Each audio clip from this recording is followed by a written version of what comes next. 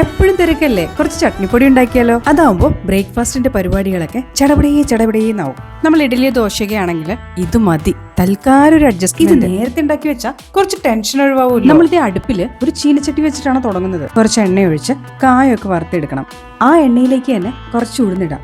Colour ഒന്ന് മാറി വരുമ്പോൾ കുറച്ച് വറ്റൽ മുളക് ഇടാം. ഇതൊന്ന് ഫ്രൈ ആയി വരുമ്പോൾ നമ്മുടെ മെയിൻ ഇൻഗ്രീഡിയൻ്റ് ആയിട്ടുള്ള അരി നമുക്ക് ചേർക്കാം. നന്നായി റോസ്റ്റ് ചെയ്തെടുക്കണം. അരി നന്നായിട്ട് പൊട്ടിത്തെറിച്ച് അതിന്റെ സൗണ്ടൊക്കെ നമുക്ക് കേൾക്കുന്ന രീതിയിൽ ബ്രൗൺ കളർ ആകുമ്പോൾ നിർത്താം. അതാണ് പാകം. ഇവിടെ കുറച്ച് കൂടുതൽ ക്വാണ്ടിറ്റിയിലാണ് ഉണ്ടാക്കുന്നത്. അതുകൊണ്ട് രണ്ടാം തവണ അരി ഇടുന്നത് ഒഴിച്ച് ബാക്കിയെല്ലാം റോസ്റ്റ് ചെയ്തിട്ടുണ്ട്. അപ്പൊ നമുക്ക് ഒരു ട്രിപ്പ് കൂടി അരി റോസ്റ്റ് ചെയ്തെടുക്കാനുണ്ട്. അങ്ങനെ രണ്ടാമതിട്ട അരി റോസ്റ്റായി വരുമ്പോൾ കുറച്ച് കറിവേപ്പില നമുക്ക് ചേർക്കണം. ശേഷം കുറച്ച് കുരുമുളകും ചേർക്കണം. ആൻഡ് ഫൈനലി കുറച്ച് കല്ലുപ്പാണ് ഇവിടെ ചേർക്കുന്നത്. ഇതിന്റെ അളവൊക്കെ നമ്മുടെ ഇഷ്ടമാണ് കേട്ടോ. എരിവ് ഉപ്പൊക്കെ നമ്മുടെ ചോയ്സ് ആണ്, നമ്മുടെ ഇഷ്ടത്തിന് ചേർക്കാം. ഇതെല്ലാം നന്നായി തണുത്ത ശേഷം നമുക്ക് ഗ്രൈൻഡ് ചെയ്തെടുക്കാം. ഇത് നമുക്കൊരു എയർ ടൈറ്റ് ബോട്ടിലിൽ സൂക്ഷിക്കാം.